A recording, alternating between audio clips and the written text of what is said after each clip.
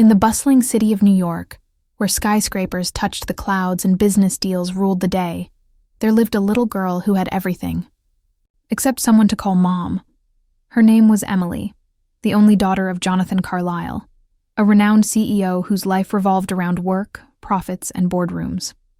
Emily's days were filled with tutors, school, and countless nannies, but never the warmth of her mother's love. Today, Emily had a small but very important request. A request that would change everything. Emily lived in a world of luxury. Marble floors, high-end fashion, and exotic vacations. But for a 7-year-old, luxury meant nothing without love. She often watched her classmates at school hug their mothers, whisper secrets to them, or hold their hands during school events. Emily had someone to hold her hand, but it was her chauffeur, not her father, and certainly not a mother. At school, the news spread about the annual play. This year, Emily was cast as the lead role, a little girl who needs her mother in the story. Emily's heart sank. She looked at the other kids, some already practicing lines with their moms. "I wish I had a mom to help me too," she whispered to herself, tears welling in her eyes. That afternoon, Emily stayed behind in the school auditorium, rehearsing her lines alone. That's when she saw Ms. Laura, a young woman who had just joined the school as an art teacher. Emily's voice trembled. "Ma'am, can you pretend to be my mom for the school play?" Laura was taken aback. She could see the loneliness in Emily's eyes. She knelt down and whispered back gently, "Of course. Emily, I'll help you." Over the next few days, Laura dedicated time after school to rehearse with Emily, teaching her lines, helping with costumes, and even painting small props for the play. Jonathan Carlyle, Emily's father, had been traveling for meetings abroad. He was unaware of Emily's daily struggles. One evening, he returned home early and noticed Emily practicing with Laura in the living room. Jonathan frowned. "Who is this woman spending so much time with my daughter?"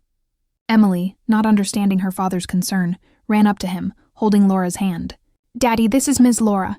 She's helping me for the school play. She's like a mom to me for the play." Jonathan's expression softened slightly. He had never seen Emily look this happy or cared for. Yet the thought of another adult in his daughter's life stirred unfamiliar feelings. Over the next week, Jonathan observed quietly as Laura spent time with Emily.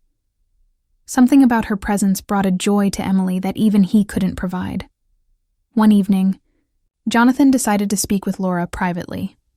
"I appreciate what you're doing for Emily," he said cautiously. Laura smiled, a hint of sadness in her eyes. "She's a bright, amazing little girl.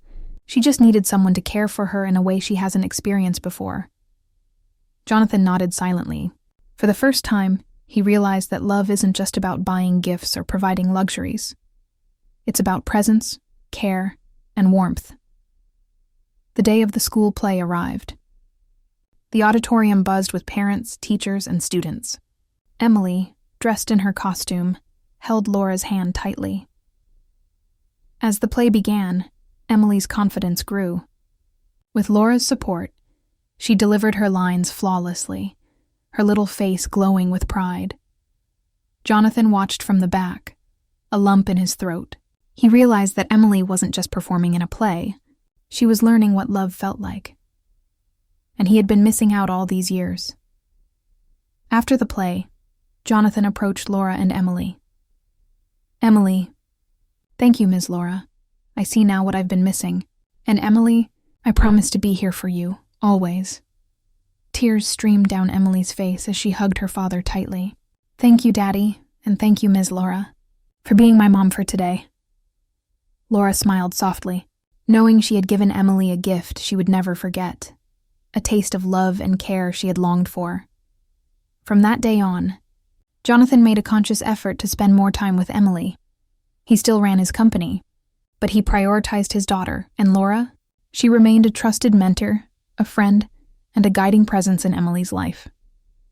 The bond formed during the school play became a foundation for Emily's happiness, reminding her that love can appear in unexpected ways.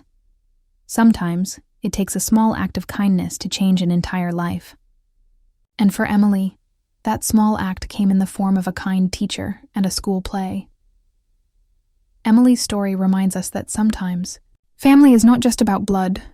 It's about care, love, and being there for someone when they need it most. And even in the busiest lives, a little time and attention can mean the world to a lonely heart.